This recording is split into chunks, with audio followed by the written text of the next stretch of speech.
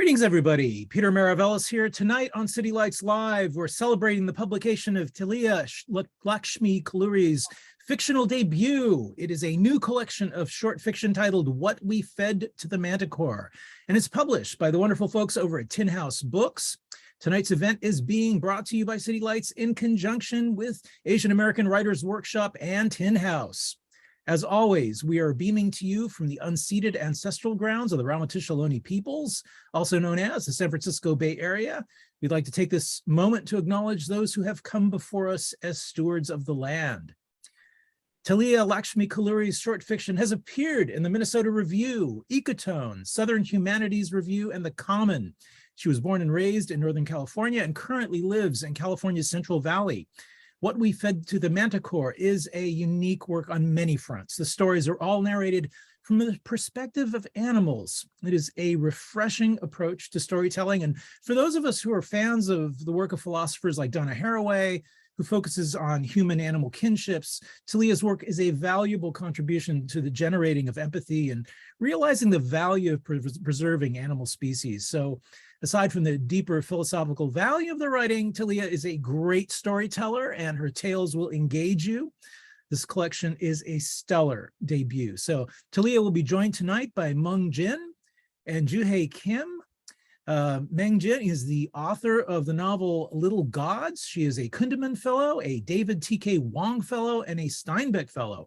Her writing has appeared in numerous journals and magazines, and the Best American Short Stories, as well as Pushcart Prize anthologies. She currently makes her home in Cambridge, Massachusetts, where she is visiting lecturer in the creative writing at Harvard University. Her most recent book, Self-Portrait with Ghost, is published by Mariner Books. Juhea Kim is the author of the novel Beasts of a Little Land. Her writing has appeared in Granta, Slice, Zizva, Catapult, the TLS, amongst other journals. Her translation of award-winning author Choi In-ho was published in Granta. She is the founder and editor of Peaceful Dumpling, an online magazine covering sustainable lifestyle and ecological literature. Now, as mentioned earlier, tonight's event is being co-sponsored by the Asian American Writers Workshop, which is a national literary nonprofit dedicated to publishing and incubating work by Asian and Asian diasporic writers, poets, and artists. Since their founding in 1991, they provided a countercultural literary art space at the intersection of migration, race, and social justice. So to find out more about their good work, we're going to be posting links with which you can learn more. Just check out the chat function. So our event tonight will be moderated by Lily Philpott of the Asian American Writers Workshop. Lily has played a vital role in the literary community for many years, having served in the role of literary programs and World Voices Festival producer at PEN America. She is currently programs manager at the Asian American Writers Workshop, where she curates and produces public programs and oversees the Margins and Open City Fellowships and the Create Now Writers in the Schools program. To open the evening, I'd like to welcome Lily Philpott. To get things started, please join us now in a warm welcome to her and Talia, to Meng and Juhea. Welcome, everyone, to City Lights Live. Thank you so much for this warm introduction. Thank you all for being here. We just learned that this is Talia's first book event for What We Fed to the Manticore. So I just want to do like a quick round of applause. Just so excited to be here celebrating this incredible collection with these incredible women as well. So thank you all so much for joining us. As Peter mentioned, I am here representing the Asian American Writers Workshop. I am speaking to you all from Brooklyn, New York. I'm on unceded and ancestral Canarsie and Munsee Lenape land, and I want to acknowledge them as traditional caretakers of this place. We're going to actually get started with some brief readings from all of the authors on the call today. I've asked them all to kind of prepare a short reading on the theme of transformation, and we'll get into a little bit of why I asked that as we speak. But we're going to start with Talia, and I will pass the metaphorical microphone over to you, Talia, to kick us off. Okay, thank you so much, Lily, and thank you for having me. Thank you to City Lights and Peter, it's wonderful. I'm going to read a short selection from a story called Someone Must Watch Over the Dead. This, just for context, this story is narrated by an old world vulture who has flown to an area in Central Asia where a number of saiga antelope have died in mass. And so I'm going to read a section from the center of the story. I raised my head to test the wind. I felt the warmth of a current reach out to me. The swell of it buoyed me. I spread my wings wide and let the updraft embrace me. I landed at the edge of what we began to call the field of the dead. A gentle wind ran down through the down at my neck, over the bare skin of my head. I closed my eyes to see whether the current wanted to take me away from this field. When I opened them again, I saw a calf, curled into the shape of a crescent moon, its nose pressed into the hinge of its folded legs. Dark eyes open to the day, but seeing nothing. A short distance away, the length of my wings outstretched, lay its mother.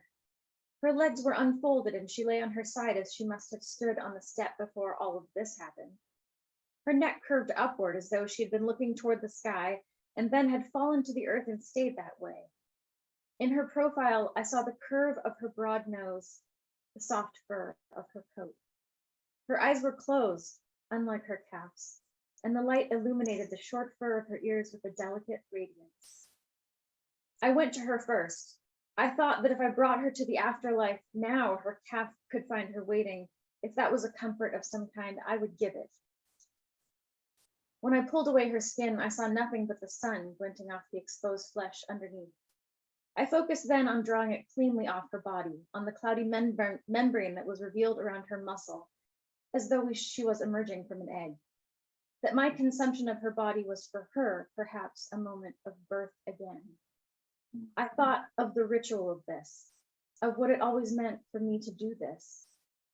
But when the hook of my beak pierced the meat of her shoulder, I saw the steppe transform before my open eyes. The open sky became streaked with the wisps of thinly spread clouds, luminous at their edges where they met the blue expanse. I felt consumed by a dream, submerged in a distorted world as I pulled away strips of flesh and ate them and watched the saiga return to an earlier time. No longer scattered along the expanse of grassland, they rose like ghosts, a translucent herd, thousands of them gathered as they once did with their calves. I saw this mother upon whom I fed bend her aquiline profile to her calf and nuzzle his face as he stood unsteady on reedy legs. Thank you so much, Talia. That's actually, I'm so glad you read from that story. That's one of my favorites in the collection. Thank you. Next, I'm going to ask Juhea to read. And Peter, you may need to unmute all of us as we come up. Thank you. Thank you. Chongho Speaks. It's a chapter in my book, Beasts of a Little Land, 1925. My name is Nam Jung-ho. You can't start a story without saying your name. When I arrived in Seoul, that was the first thing someone asked me. What's your name, country bumpkin? That was Loach, by the way, who is still annoying as hell, but I can't forget the fact that he's the oldest friend I've got. I told my underlings that I was named after a legendary tiger in my village in the mountains. It's a story my older sister used to tell me and my younger sister before falling asleep. There was once a poor woodsman who lived alone with his mother. One evening, as he was going back home after chopping wood in the mountains all day, a giant tiger appeared in front of him. Just as the tiger was about to pounce, the woodsman started crying, saying, "Oh, my older brother, it is you. I have been waiting to meet you for years and years." The tiger got confused, stopped in his tracks and asked, what? What are you talking about, human?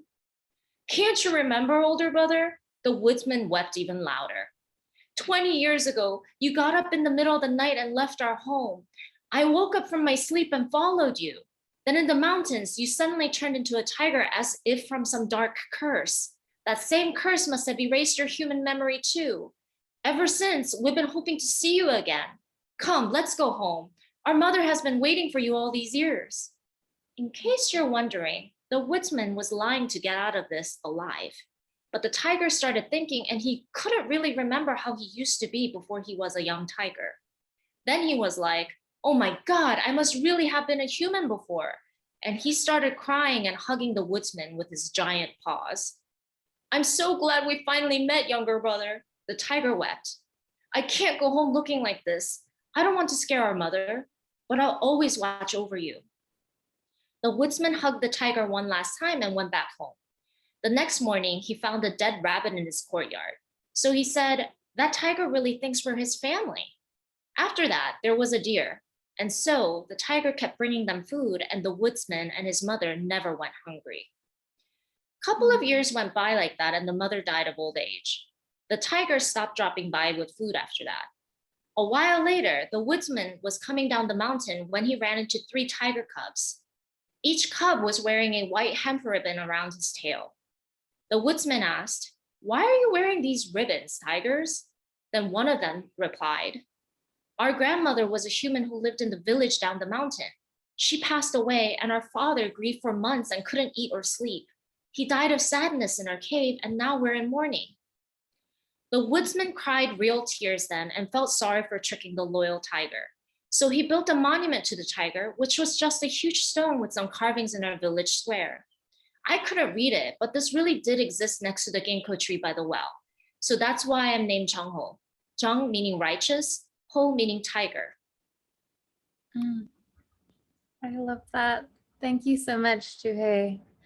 And finally, Meng, will you bring us home? Last reading. Thank you. Thank you for those readings, Juhea and Talia. It's such an honor and a pleasure to be here celebrating the launch of Talia's book with you tonight. So I'm going to be reading from the last story in Self-Portrait with Ghost. It's called The Odd Woman, and it follows 3 odd women. They're odd because they have superpowers, but it's sort of an anti-superhero story. And this is just a little section from Ursula's story. To imagine she had laughed the first time. Oh, how she had laughed, guffawing, slapping her knee. Ursula and Ursula cackling on their backs like a couple of hyenas with the glee of what they'd just discovered. A simple problem had prompted it, a party. Ursula wanted to go and Ursula didn't want to go. Ursula could see herself leaning against the bar, sipping gin from a plastic cup. She would lean into a stranger's life and say, isn't it glamorous? Tell me it's glamorous. And leave the print of her black lipstick on the plastic rim. But Ursula preferred to stay home in her pajamas and drink a vid about a fake person's glamorous life. Ursula wished not to have to look in the mirror, to wonder, am I wearing the right thing? Am I saying the right thing? Am I too drunk, too sober, not enough of either to be interesting? Why is it so incredibly loud when I breathe? If only I could cut me out, like a psychological surgery, said Ursula. Yes, I'd leave the nag behind, replied Ursula, and save her for when she's useful. Their wishes were granted. Ursula was in bed in her pajamas, hiding under the covers, reciting her little worries and chewing her little nails. Ursula was in bed and Ursula stood before the bathroom mirror, preening in the white light. Ursula and Ursula, giggling with disbelief. Ursula was very comfortable on her bed and could foresee herself lying curled there forever. Ursula swiped black paint over her lips, already starting to feel beautiful, to feel like a dark, sweet beckoning to be devoured in one untarnished bite. The second time, heartbreak was the cause, the heartbreaker the one who'd sipped from the black-rimmed cup. To divide herself was a necessity. Broken Ursula, weeping endlessly, drowning in self-pity. She was a tumor. Excise her, said the Ursula who wanted to party, and she did. It became useful again and again to leave a version of herself behind. They didn't really understand it, But they were comforted, thrilled, intrigued by the ability to present one consistent face to the world while the questioning and bickering others remained hidden, each one a secret weapon in her arsenal of selves. Well, the world positively demanded it. It was a great comfort, thrill, intrigue, pleasure, logical solution for every Ursula to be queen of her own place and situation, to know one's characteristics so indisputably and to inhabit it, a fine way to live. Even sorrow, if it was all you had to attend to, could be a pretty thing to turn and look at in different lights. Thank you. Mm. Thank you all so much for these readings. I'm so excited that you're all on this call together. And I mentioned in our kind of like pre-event green room space that I have been reading, of course, all of your books, but really kind of interweaving them in and out with each other. And it's been really special to both sit with them over the last couple of weeks, but also really special to hear this work in your own voices as well and with your own spin on them. So I'd love to start our conversation kind of at the very beginning. I think you can tell from these readings that these are three very different books, and I want to hear where they came from, kind of the origin stories of each of these books. Where did you first encounter the stories, the ideas that grew into stories, the characters that you ended up writing about? Did they change throughout the editorial process or throughout the writing process as well? And Talia, can I start with you? Where did what we fed to the Manticore come from? So I've told this story a couple of times to friends, which is what we fed to the Manticore, the collection began in the dentist's office. This is true-ish. It's true in the sense that I was getting some dental work done and I had to wait for the Novocaine to just sort of numb me until I felt nothing. And I was reading a copy of National Geographic. There was a story in there about this entity called the Sirius Sledge Patrol, which is part of the Danish Royal Navy, and they patrol Northeast Greenland National Park. And they had these gorgeous photographs of sled dogs in this, dramatic Arctic landscape. And the story was almost exclusively focused on the people, which I thought was so unfortunate because I was most curious about the dogs. And the joke I always tell is that nobody interviewed the dogs. So it was up to me to tell the story that I imagined they would have told if they could. And that story, it's interesting you asked how things have changed, because that story actually did change dramatically from its first draft to the one that was ultimately published in this collection. Originally it was written in the first person, and it was a lot more dreamlike, a little bit more hallucinatory. And when I was in the process of revising, I worked with my wonderful editor, Elizabeth DeMeo at Tin House, who asked me to reconsider how that story was shaped. And she was really great, because she didn't tell me how to rewrite it. She just said, maybe this needs to go in a different direction. And I was at a place where I had learned a lot more about dog sledding. I'm a big fan of Braver Mountain Mushing, which is a couple who lives in Wisconsin. It's Blair Braverman and Quince Mountain. They're also both writers, and they do dog sledding. They've both done the Iditarod. So I learned a lot more about dog sledding and dog mushing from following their activities. And I decided to just switch the perspective to a close third person and infuse a lot more dogness into it. But it really began, as all of these stories began, with learning something about an animal and an experience that the animal went through without really understanding what it felt like to be that animal. And I just really, I always wonder what they think of their lives and of us and of the world that they live in and what we are doing to the landscape. And so I'm consistently, almost obsessively trying to answer that question for myself. It's also a love letter, really, to the natural world, because I do love animals so much, and I love learning about them, and I'm just, this is part of that process of learning. Amazing. I am so interested to hear that. And I want to come back to this idea. I mean, this story of your stories is having read another, this is too many stories in one sentence, but it all grows out of stories on stories on stories. I love very much that it started in a dental office. I have read National Geographic so many times at the dentist and have yet to write a short story collection from it, but maybe one day. I'd love, Juhei, if you could speak next and tell us a little bit about, where you encountered the tiger in your story, but also the characters that all, whose lives become intertwined with its. Well, it's related to my origin story as well, and I think this is gonna be interesting. I first came up with the idea for my novel because my now agent, when she just started representing me, I had written a whole collection of short stories for her because she asked, "Do you have any short stories I can read?" And I was like, "Yes, I'll just write a bunch for you." And over the course of 2015, I wrote her 13 short stories until she was compelled to say, "I will represent you." And I went to her and I told her, frankly, "I'm really poor. I can't wait for you to sell my book. And when can you sell my collection?" And she said, "You can't start your career with a collection. I can't sell short stories. Please write me a novel." And Talia, you're the proof that it's possible to sell a short story collection. So don't be frightened. You've already passed that hurdle. But I was devastated because I thought that if she said jump high, I was like, "How high? Like, do you want me to put a fire around that ring?" And none of that worked. So I went running in Fort Tryon Park in New York.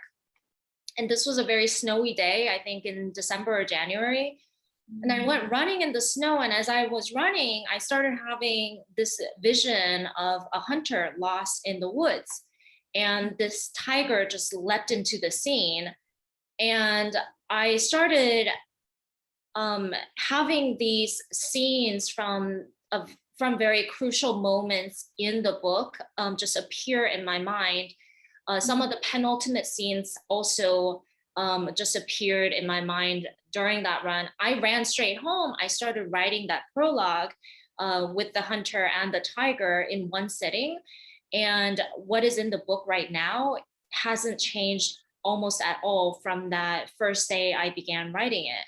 So that's how the tiger came about, Lily.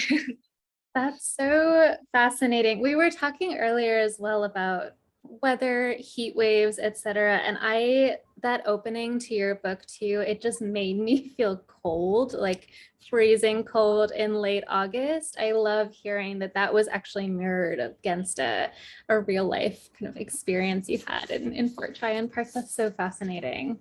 And Meng, I'm really interested to hear as well, where I know it's a short story collection, so maybe the stories came from different places throughout your life, throughout your reading, but I'm interested in hearing where Self-Portrait with Ghost came from as well. Yeah, thank you. I loved hearing those origin stories. I really wish that I had some exciting animal, a dog or a tiger in my origin story, but I don't. I actually do have a similar experience to your story about running, Juhei, but with my last book, my novel, the ending came to me on a run, and I also like ran home and just started writing it and like wrote it out in like one sitting. So running's good for writing. Yeah, I mean, like you said, Lily, these are short stories. I'm always working on short stories. But I really actually wrote the bulk of these stories in the lockdown phase of the pandemic. So my first book, which is a novel, came out in January of 2020. And I went on book tour. This was back when we didn't have these virtual events. So I was pretty exhausted, and like by the time that lockdown came around, I had a lot of events canceled, but I was actually kind of relieved because my publishers couldn't blame me for not going to events. There was like an external reason, and I just if you remember back to that time, like we had no idea what was going on. In my head, I was like, okay, this is gonna last like 3 weeks, like a month, 2 months tops. I'll just treat this as like a staycation, writing, like enforced writing retreat. And I wrote kind of blissfully while the world was, you know, falling apart and on fire. And there was like just this general terror in the atmosphere. And I think that that that tension between the pleasure that I feel when I'm writing and the like reality of the wider world into the stories. A lot of the stories are metafictional, and I know this is like sort of a large question, but a lot of them are asking, you know, how do we stay alive? How do we live when there's so much urgency and emergency everywhere? How do we maintain our daily lives? That's a question that I see really as a strong theme in Talia and Juhea's work as well. And I want to kind of follow up slightly belatedly on the readings that you all opened our event with on this idea of transformation. And one of the reasons why I wanted you to kind of focus in on that theme is just this idea of there are so many different levels of transformation when we read a book. Every time we open a book, we as readers are transformed. Every time, you know, you come to the page as readers and as writers, you are transformed, but also just the ways that your characters have kind of transformations enacted upon them, whether that's changes in the environment that is changing the way that they are living, or political changes that are kind of trickling down and affecting your characters' lives and the ways they have to function in the world, or a global pandemic kind of setting events in motion in a kind of surreal way or not. I would love to hear you all kind of speak about transformation, actually a little bit about, if you can, why you chose the selections that you chose to read, why to you they spoke about transformation, and why you wanted to kind of pull those sections out and kind of place them at the start of our event as we start to think about transformation and about your work. And actually, Juhea, I'm interested in hearing you start us off in talking about the tiger, but also the historical nature of the story Beasts of a Little Land is telling. So in the excerpt that I read, the tiger thinks that he used to be human, and that element of metamorphosis between humans and animals is a very common theme throughout thousands, tens of thousands of Korean myths and folk tales. Korea is an extremely story-rich land, in some ways similar to a lot of Native American cultures, right? A lot of oral traditions, as well as written legends. And I chose that because it's not just some fun old wives' tales. I do think it reflects the foundational thought of Korean ethos, which is that we share this kinship with animals and other creatures and nature. I think one of the most important thoughts in Korean philosophy is that we have this reverence for nature, and that runs throughout the book itself. It is a thought that informs me as an artist. I think of myself as a nature artist above all, more than a historical artist. The reason I chose that historical setting is because it's actually a very personally meaningful time period. My maternal grandfather was involved in the Korean independence movement. And having an independence activist like that in my close family, being a direct descendant, has meant a great deal to me. One, because it's an actual historical event and we should always learn what happened in history in order not to repeat it. But also because we're living in a time period when all those ills still continue to oppress us today, such as colonialism, poverty, injustice, and violence. And I not only wanted to address that part of history as some story about a little land far away from where we live now, but I wanted to show what people are capable of doing when they're faced with such calamities. I think that people during that time period were also capable of greatness because they were under so much pressure and so much suffering. And I think that we're faced with the same ecological disasters, racism, colonialism now, and I wanted to show through those characters how we can live meaningfully today.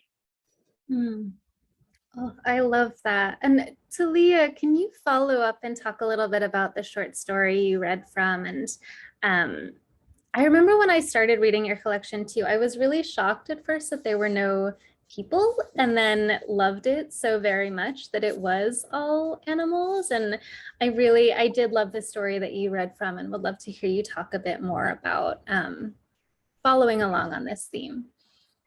Yeah,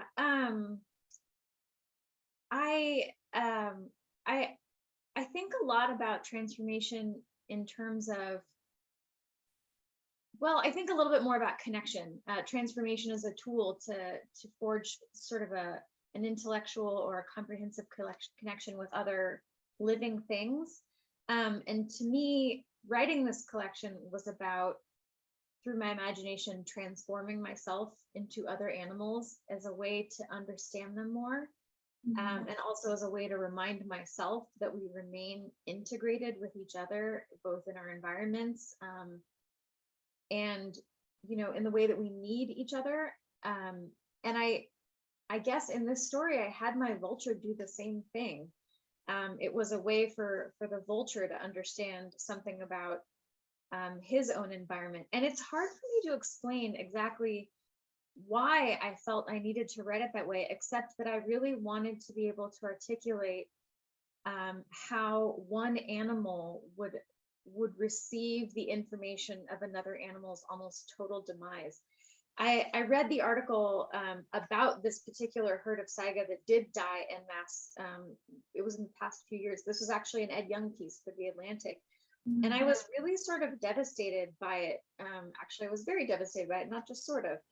And I couldn't quite comprehend how it would feel to have this herd animal that is in large quantities just all die at once. It's overwhelming. And I wanted a way to talk about that that was not clinical.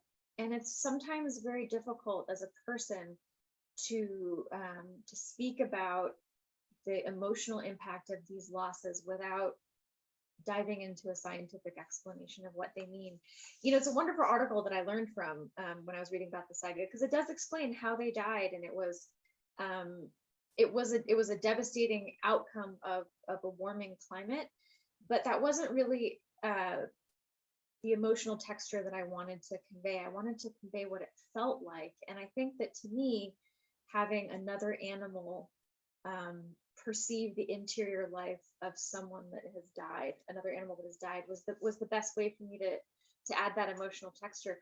I also did want to talk a little bit in that story, and I kind of touch on it in the earlier part of that particular story about vulture risks to vulture well-being, because they also have an endangered status, particularly vultures that live in cities, because of consuming animals that have eaten certain antibiotics or pesticides or other medications that may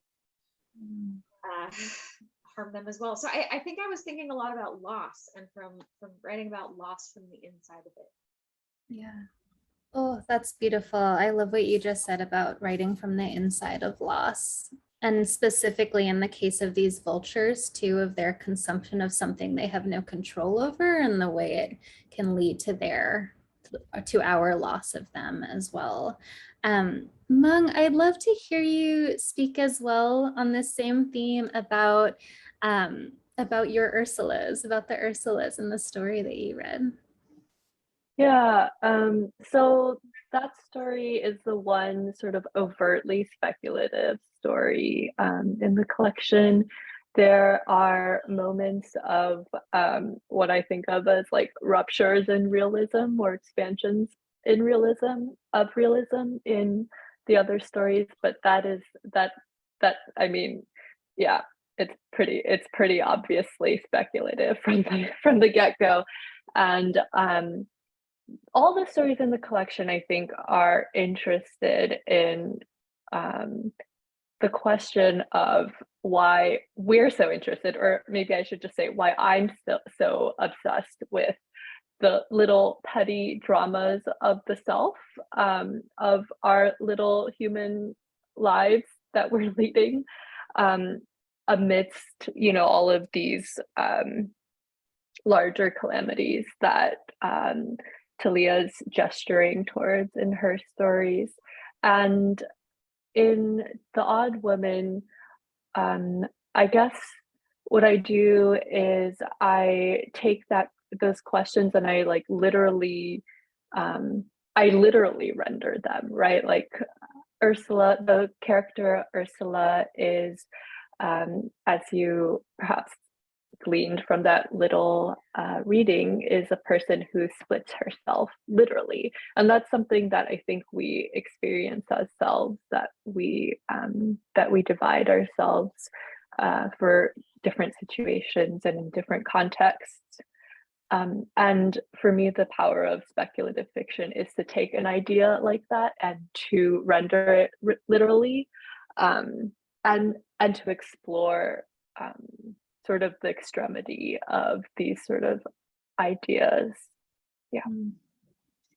I want to follow up on that and actually skip over a question in the questions that I prepared for all three of you, because I want to ask you about writing about these massive calamities, environmental destruction, real racial and gendered violence, global pandemics. There is so much in all of these works. And as I was reading your books, I was thinking a lot about the various lenses that you kind of snap into place while you're writing to approach this violence on the page, and whether maybe it's writing taking a speculative bent, where I love what you just said, Meng, where there's like a rupture or kind of an expansion in the reality, and that allows you to get a bit more into this troubled self, or just to explore the petty dramas of our lives, as you were saying. I'm really interested in hearing you all speak about that idea, of lenses. Like, what kind of lens did you feel that you needed to write through as you were approaching violence on the page against the natural world, the human world? I'm interested specifically, if I can nudge maybe Juhea and Talia specifically in the direction of talking about folklore, folktales, and retellings of certain stories.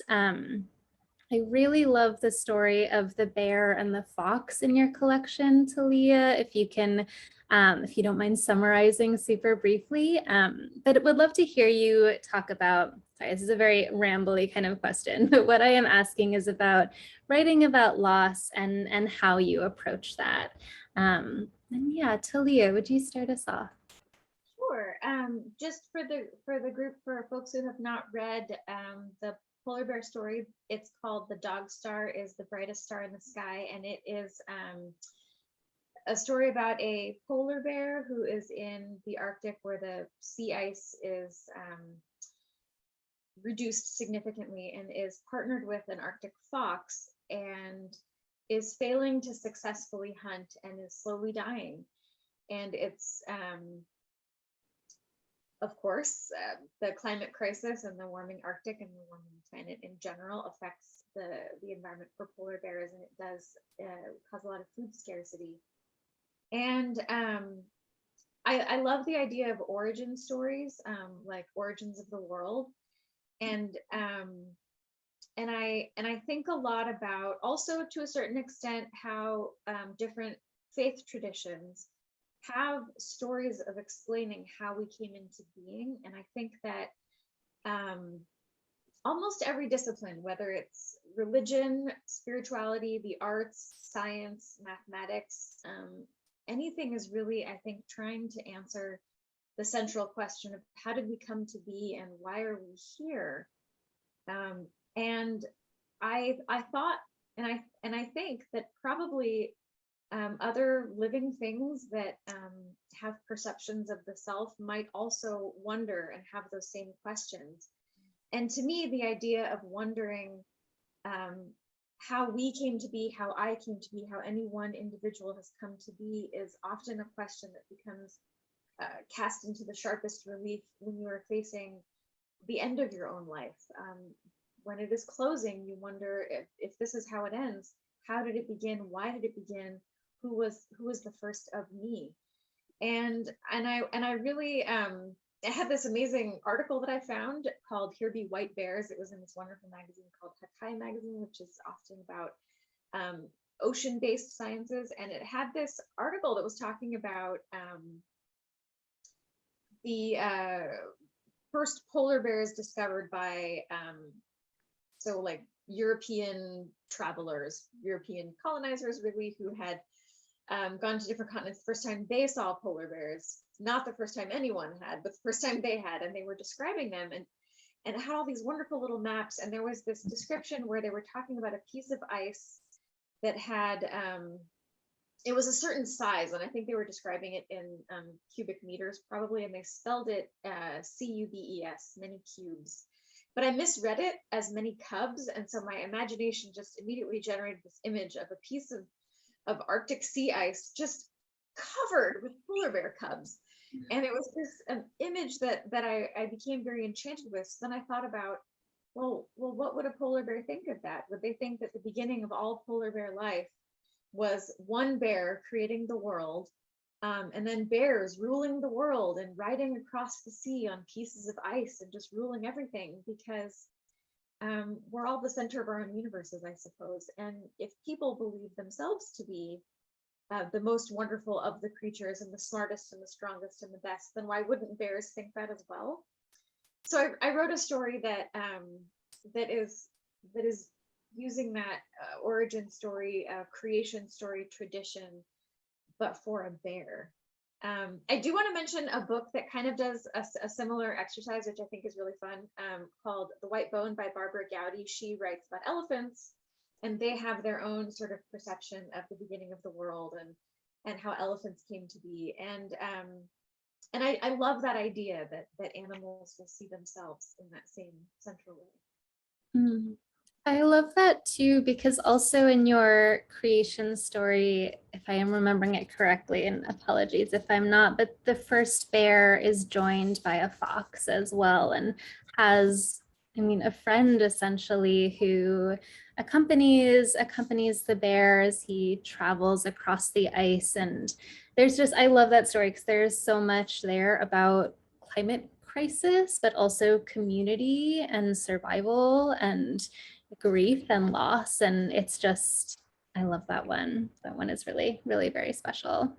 Juhea, I'm interested in hearing, we heard a little bit about the kind of origin of Beasts of a Little Land, and again, also why you move towards historical fiction, but I'm interested in hearing a little bit more about that, about why historical fiction and fiction about the natural environment, which you've talked about really identifying as a nature writer, how that ended up being the lens through which you wanted to write about Korea and Korean history.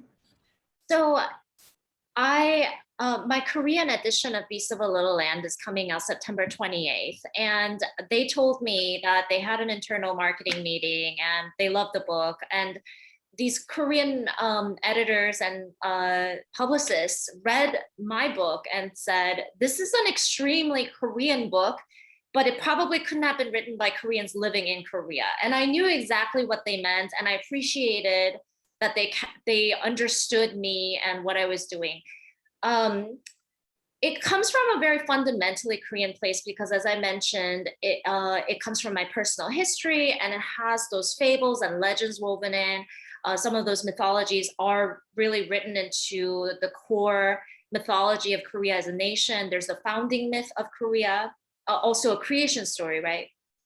And a lot of the research that went into it couldn't have been done without firsthand research. I am fully fluent in Korean. I did all of my history research firsthand. At the same time, it's the natural element that they probably don't often see in Korean contemporary fiction that's coming out right now within the country. It's because modern Korean society is highly modernized. It's like the most digitized country in the whole world. Their cyber literacy rate is crazy high. You know, people as young as like 2 years old to 99 years old will use a computer and smartphone, no problem. And even the neighborhoods that I grew up in, I was born in Korea, lived there until age 9, they have been completely razed and rebuilt many times over since then. On the other hand, I grew up in Oregon, which boasts some of the most beautiful scenery in the entire world, I think. I've traveled quite a bit, and I still think that Oregon has, you know, such world-class nature, and that really combined with my traditional folkloric, that reverence for nature, that cultural reverence for nature, to really make me place a lot of emphasis on nature as an artist. It's the first thing that I think of when I sit down to write is what weather is this? What season is this? What kind of scenery is outside? So I also wanted to weave that in with the history of Korea, because I keep mentioning the tiger. The tiger was not only just a beloved animal, it was actively an active, very important symbol of the Korean independence movement from 1910 to 1945. So, for example, there was a literary magazine, a progressive literary magazine, Quebec, and its mission was to foster Korean national spirit. And the first magazine cover, their inaugural issue, is the image of the tiger. So in a lot of ways that could pass censorship, they used the tiger as the courageous spirit of the Korean people. So it was just a very fitting symbol to weave in with folklore, as well as its natural diminishment during the colonial period due to Japanese trophy hunting. It was just a natural fit to weave those in together. And the loss of the tiger, its extinction in the Korean peninsula, becomes a real symbol of the loss of the Korean spirituality. That's so fascinating. I have so many other questions, but Meng, I want to hear you speak to this question of approaching violence on the page. And I was really interested to read, and it was in some of the kind of like marketing copy that I read around Self-Portrait with Ghosts, that the short stories had been written throughout the course of the Trump presidency and the ongoing global pandemic. And you were talking earlier about these stories with speculative fiction, these ruptures in realism and reality. I think it was a moment, especially in 2020, when we're all experiencing ruptures in our day-to-day reality. And I'm curious to hear how you kind of wrestled with what was in the news and then brought it onto the page or didn't. And as a second linked question too, in contrast to writing your first novel, Little Gods, how the process differed, how the like approach of the page every day might have been different. Yeah, I mean, I think you're totally right.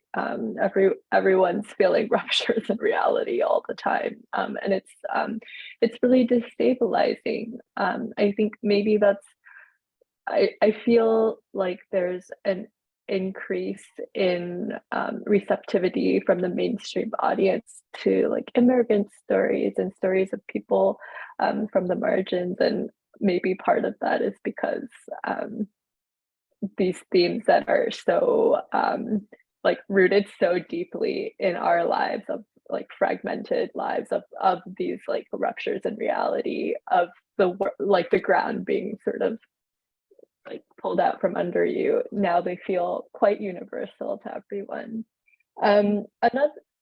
One of the ways in which I think the Trump presidency really troubled my fiction writing was that I started to, I guess, okay, sorry, I'm really incoherent right now.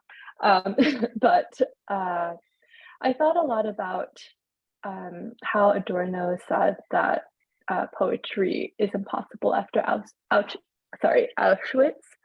And I felt that pretty intensely while writing, and in the context of the Trump presidency and as a fiction writer, I felt sort of that fiction was impossible after fake news.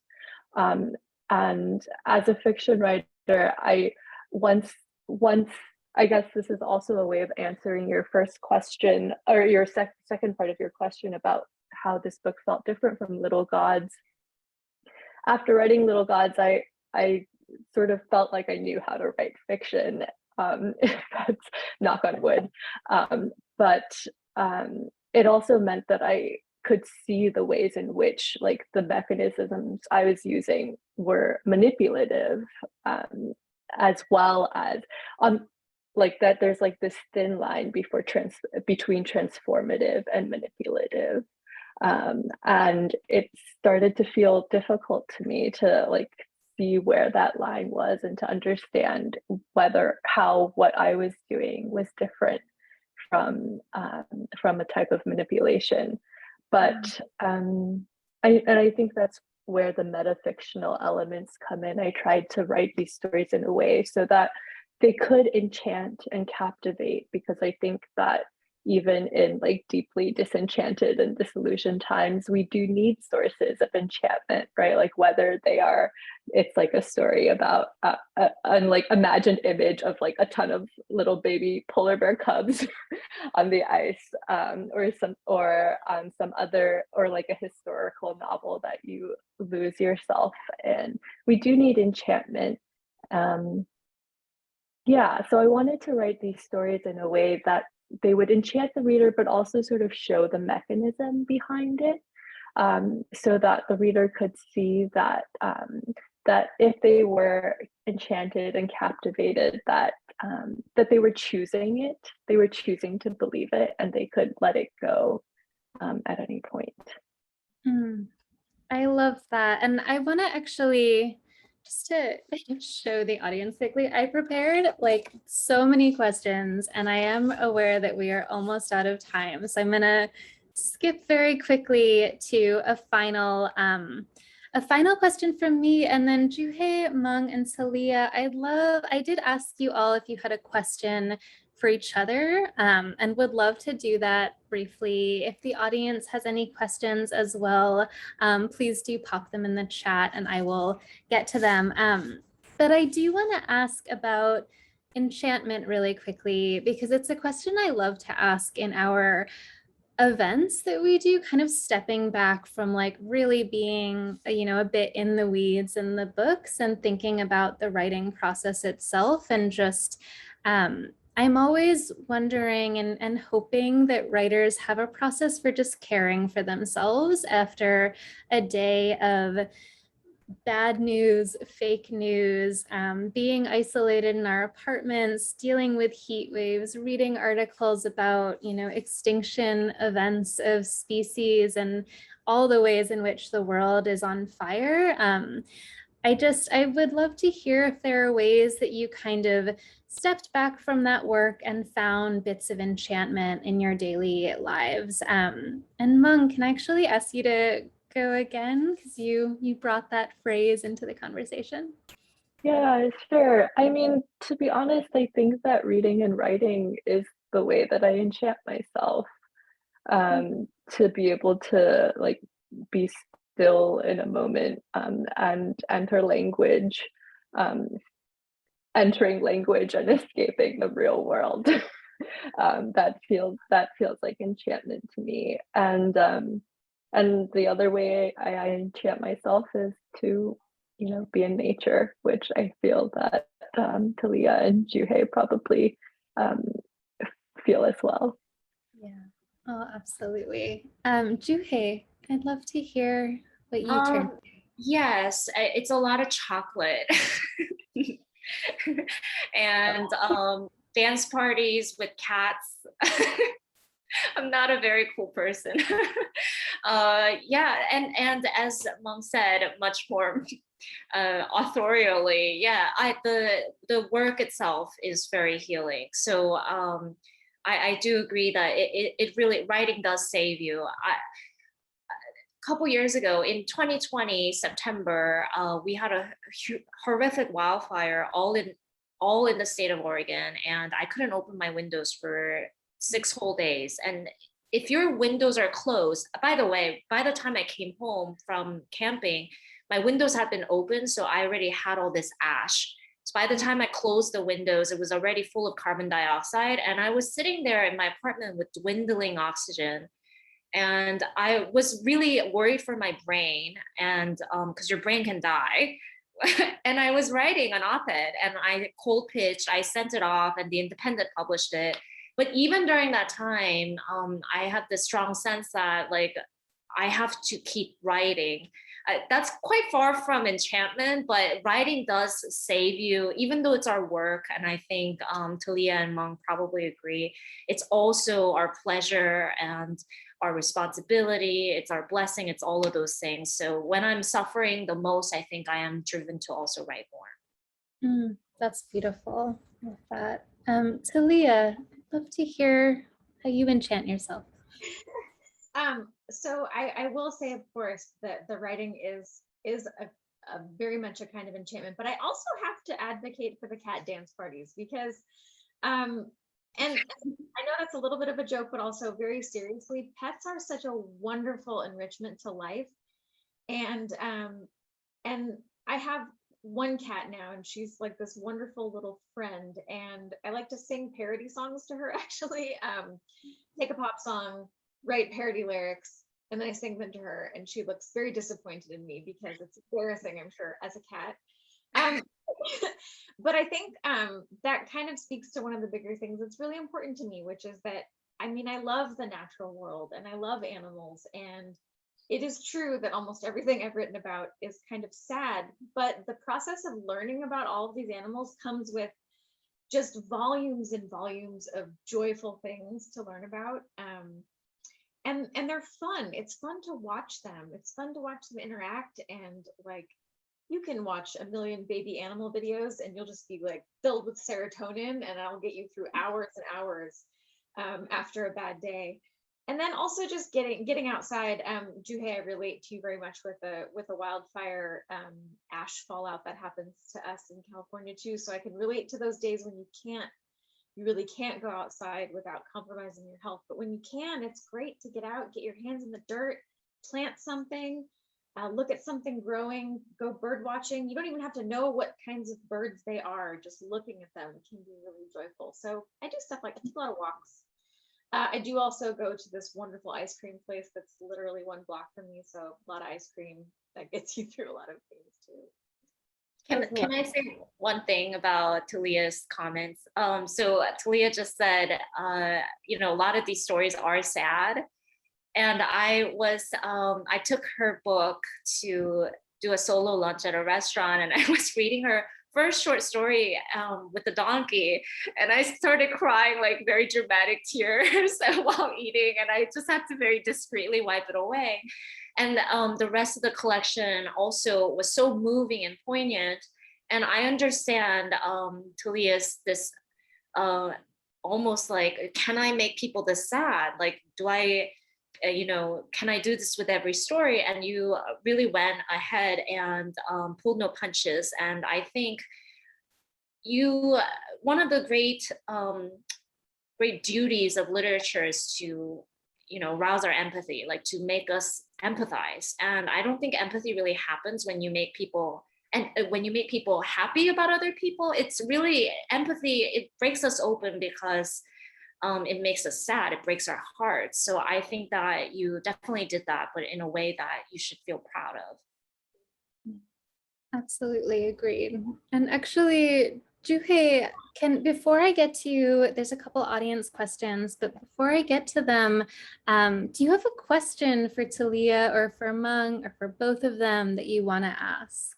I'll do it quickly. I thought it was an entwined question, and Talia, there's a strong theme of duty and purpose that runs through your animal characters. And these are sometimes tame, sometimes domesticated, and sometimes wild animals. And they proclaim very proudly that they have a purpose to run. If it's a sled dog, for example, the vultures, it is our duty to consume the dead.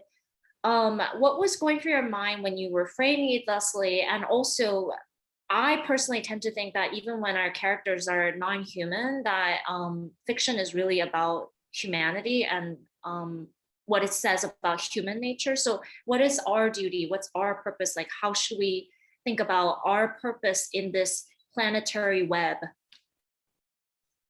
That's a big question, and I really like that question because I've been thinking about this for a while. I think that our duty as humans is to be good animals. And I want to explain that a little bit. I think that a lot of the time, and this is not true for every person, it's not true for every community or culture, but we do have a very visible and very prominent modern culture that treats nature as something to have dominion over instead of something that we have a duty of stewardship towards. But I think it's interesting to look at animals and how they naturally interact with their environments, which is often ends up being good stewardship. I think a great example would be wolves. There have been articles written about how in Wyoming, the ecosystem recovered when wolf hunting was prohibited because wolves were able to keep the deer population in check so that some of the greenery could recover, so that some of the smaller animals would have places to live. And so in that way, these wolves were these wonderful stewards of their environment. And they also do things like cooperative hunting with crows and all kinds of really wonderful things. And so I think that as humans, I mean, our duty is to, I think we have a duty to think of ourselves as animals that are part of the greater environment. That's a great question. I love that answer, and I would have never thought of that, but I love how you came up with that. I wanted to also ask Meng, in the story Philip is Dead, which asks these really wonderful questions about art, and because I'm writing an art novel, I was really engrossed by this. This character named Philip says this: I was fully consumed in the present, fully spontaneous, fully alive. And then he says more and more stuff. Don't you think one moment of pure freedom is worth more than some arbitrary idea of good and evil? And he also says, but I'd come out of it a better artist, wouldn't I? My art would be so profound. And he's actually, he's saying this after he almost kills his lover, or acts like he might kill his lover in this erotic and also kind of sociopathic episode. And it struck me because Talia's animals who are wild have this strong sense of duty, this morality, and this Philip who devotes himself to art. And I think of art as being very man-made and the opposite of natural, is saying, I need to free myself from all arbitrary ideas of good and evil and experience one moment of freedom, almost like a wild being, in order to create good art. And I was just wondering with Meng, like, what do you think is the relationship between art and freedom? Yeah, I love that. I mean, what an amazing question. What an amazing question. I love how you framed duty and how you put duty and wildness together. I think that's really beautiful and compelling. I think there's a great tension between freedom and art. And I think that the kind of freedom that Philip is speaking of in that moment is related to what Talia was saying earlier about humans thinking about their role in nature as like dominion over nature, right? Like the type of freedom that Philip is speaking of is actually a freedom that requires the oppression of others, or that requires a system that is set up for him and only him to be free.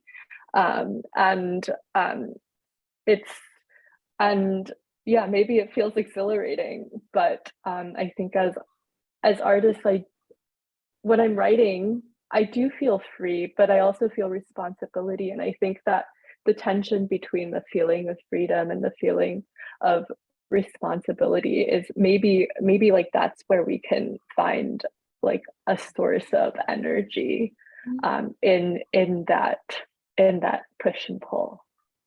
I absolutely love that answer. So Philip is not a good character. I don't know if anybody could tell by like sociopathic erotic episode. Yeah, he's not a character you're supposed to empathize with, but what he's saying here does sound very seductive. I can understand why he's saying that. I can understand him being like turned on by that. Like, I'm not that type of person at all, but at the same time, I felt empathy in the sense that I could see the world as he does. So I wanted to ask you this, like, how is Meng gonna square this impossible paradox of this hateful character saying these hateful things, but also very seductive, and as an artist, you totally empathize with in some level, but how you phrase that, this tension between responsibility as well as freedom as an artist, it makes sense. I feel that way too, I think. Oh, well, good questions and good answers. I want to ask Meng if you had questions for Juhea or Talia as well, and then Talia, I'll ask you the same question, then we will do our audience Q&A. Yeah, I mean, you spoke a little bit, both of you already, about your influence, about how folklore and mythology has influenced like the content of your stories. But while I was reading, I also felt like the rhythm of oral traditions, and in Talia, in what we said to the Manticore, the stories felt almost like fables for adults sometimes, or like modern reinvented creation, but not even like, I know that there's like a lot of sort of like reinvented fairy tales or like modern retellings, but it felt different than the quality. There was like an ancient quality to them, but they were totally new. So I'm curious, Talia, like what about maybe what like inspired you formally, and what you were thinking about formally as you crafted these stories into these contemporary fables for adults? Also a great question. I wish I could say that I had a formal structure that I was following, but I like to read a lot of old fables and old oral storytelling style stories, and I think that the rhythm of them feels very comfortable to me, and so I think that just came out when I wanted to write as an animal. That particular story, What We Fed to the Manticore, is the second oldest story in this collection, and I had been really interested in writing about I'll talk about this particular story just because it helps me with the question, but I wanted to write about tigers in the Sundarbans, and I wanted to write from a tiger's perspective, and there is actually like a lot of religious oral tradition in India that is tied to Hindu mythology and like just other faith traditions that have an oral storytelling tradition where inside the story is someone telling a story, and then inside that is another one telling a story. So stories are constantly circulated culturally, but also I enjoy reading fables from really all over the world, and I think that it just feels like a natural way to write outside of my own experience. Yeah, maybe that's how it comes out. Yeah. Well, I'll say just a little bit more about this because I already talked a lot about Korean myths. The important part in bringing the mythological tradition into the novel Beasts of a Little Land was to also show the Western readers who are not familiar with the worldview of Koreans that this is what the Koreans really believe. It's not just a fairy tale for Koreans. It's not just a fun thing that you tell your children.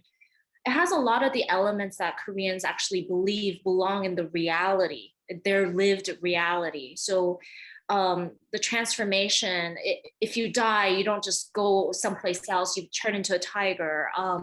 You're always watching over your loved ones, your mother, your wife, or your children, even as a spirit, or that type of belief in metamorphosis, in connections that go beyond this world. That is all seen through those legends, but it's also just a fabric of everyday life for Koreans. We believe that if we have uncanny dreams, that's because this happened to grandmother, So it was important for me to bring that in. Mom, you said something interesting about the extension or the rupture of realism. This is, in some sense, this is realism, but it's Korean realism, because this is what we really think happens. So I needed a way to acclimatize the reader to this type of paradigm. And one way to do that was through legends. That's so fascinating. I love hearing about that. And Talia, I wanted to see if you have questions or a question for Juhea and for Meng.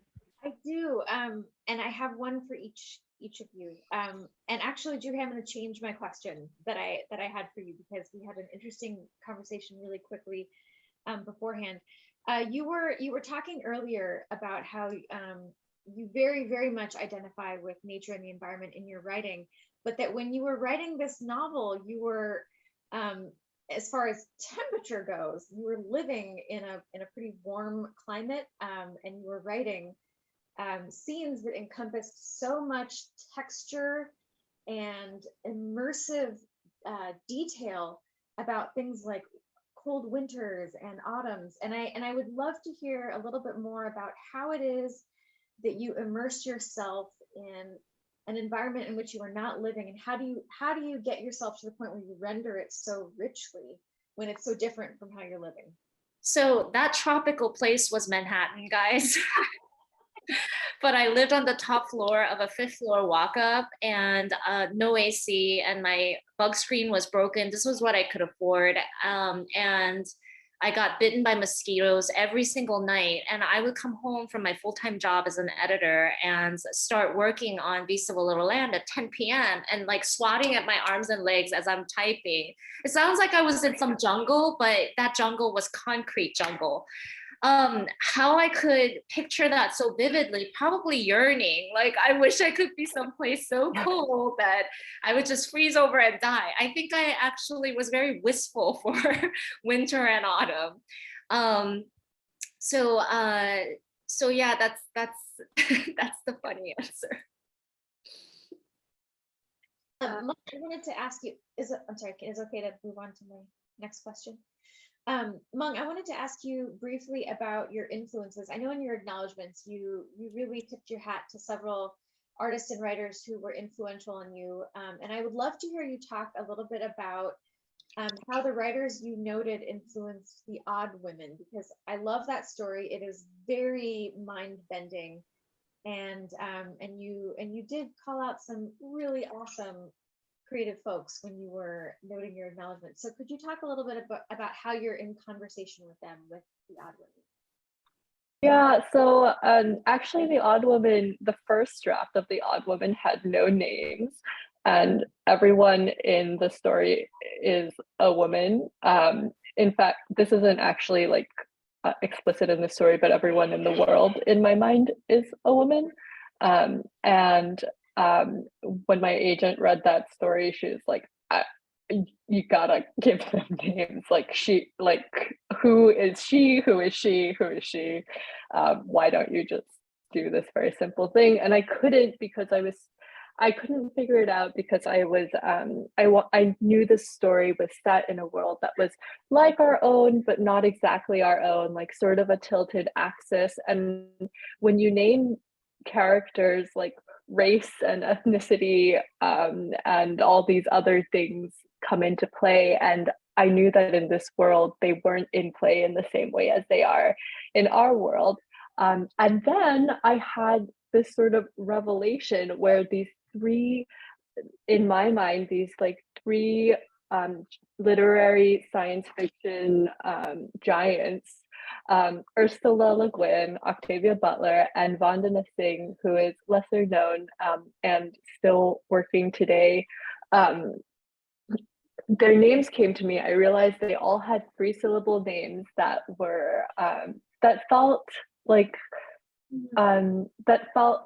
they weren't, I guess, white names, but also not like very, like not too ethnic, or like not so specifically ethnic. I guess Vandana is pretty specifically ethnic, but next to Ursula and Octavia, they all just had this like ring to them, and I wanted to honor them in this story because they really, I mean, these were the writers that brought me into speculative fiction.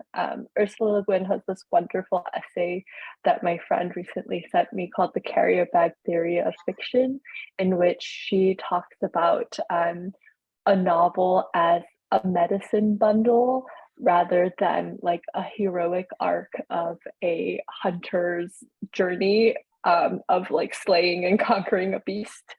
And I just, and like I think so much of I didn't read a lot of speculative fiction before encountering the work of these writers, because it was so often just followed this like heroic arc, and like the way that these three women writers reinvented speculative fiction, it is like foundational for me, so I wanted to honor them. Thank you so much. I love invoking those writers as well. It's just nice to hear their names in our event. We have a couple of audience questions that I'll get to quickly, and then we will sadly say good night or good morning, depending on where you're watching from. But there's a question from Lu Han that I really love. Saying it's a question for any of the writers, so feel free to jump in if you feel so inclined. Could you share more about how you take a story or a novel to completion from that initial spark? And so for Juhea and Meng, from the running sparked ideas, and for Talia from the dental office. And I might add as well, once you have that spark, how do you just maintain it? How do you like keep that spark, you fan that flame and complete the project? I'll jump in. So for me, it's a little bit of I become fixated on the initial spark. So if something strikes me or feels inspiring, then I keep thinking about it. And it's almost like I need to write the story just to expel the idea, so I'm no longer obsessively thinking about it. And oftentimes there'll be like a sentence that will start occurring, and I'll just repeat it in my mind, and I'll think, oh, I have to write this down, because if I don't write it down, I'm just keep thinking about it. But that helps sort of get the story going. And then what I try to do is, for me, since I'm writing in this environmental space, I'd like to do research at some point early to get a sense of the animal's environment, what their behavior might be like, climate, and I really try to immerse myself in a bit of a research space, and then I just let the story take itself where it's going to go. I usually have an idea of 1 or 2 things that will happen. Sometimes I only know what the end is, and so I have to pick a beginning and find my way to the end. But for me, it begins with writing down the inspiration, creating an environment within which my character can live, and then letting them live there and seeing what happens. I also do a lot of revising. I really, really love revision. So most of my, I'm sure every writer has this folder that has like version 1, version 2, final, third final, final. this is definitely the final version now, type smiles. And so usually I go through about 13 drafts before I'm ready to show it to someone. And then I'll get comments from writing partners and then make a couple more revisions after that. So maybe it's by inches. You get there by inches, I guess. For me. Yeah, I love that. And Juhea or Meng, do either of you have thoughts too on how you get from the beginning to the end of the story? So I'm the complete opposite of Talia in the sense that I hate revising. It's my nemesis. I love sitting down in one sitting. So I am a more intuitive writer. There are two camps. There's the brilliant editor, and there's the intuitive one who gets into a frenzy. And I like to, I can manipulate that state of inspiration, like the Greek muses are singing. Very good at it. But then the challenge for me isn't drafting. It's when I show it to my agent and she's like, this is underbaked. Like, you need to go back there and make it better. And that's when the spark is like all lost. And I'm like, oh, I hate doing this again.